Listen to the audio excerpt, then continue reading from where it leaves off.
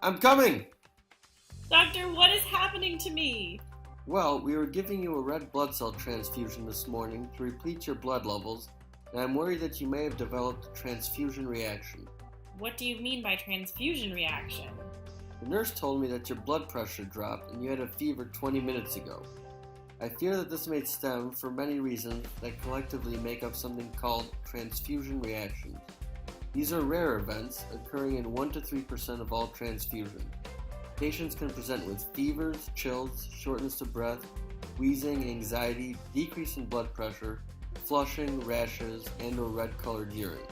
Because transfusion reactions can be life-threatening, we need to address this. So what do we do now? The first thing we do now is to stop the transfusion and reassess. That's good. When can I resume my transfusion? I need this blood.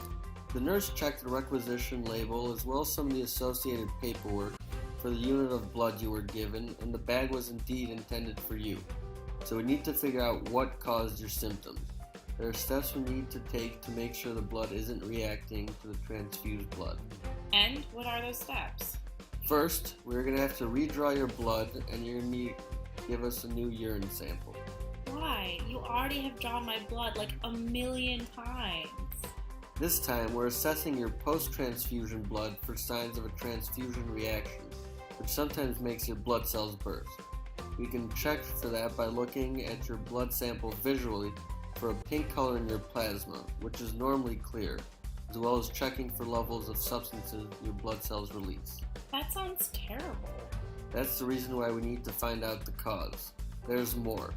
We are going to check your blood type against the blood type of the transfused blood and make sure that they are indeed compatible with each other. Then what? Well, if that comes back negative, we will do one final test called the direct antiglobulin test that looks for signs of your body mounting an immune response to the donor blood. Then what? Well, if all that is negative, then we can resume your transfusion.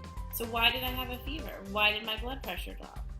You just finished with a surgery, so it could be due to a multitude of reasons.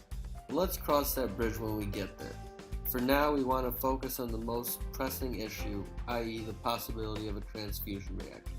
That sounds good. Woot! We will also give you a handout on signs you should watch for after completing the transfusion.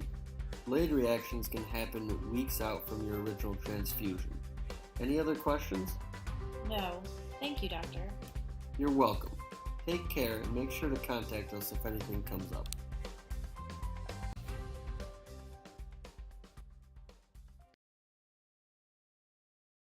Created using Powtoon.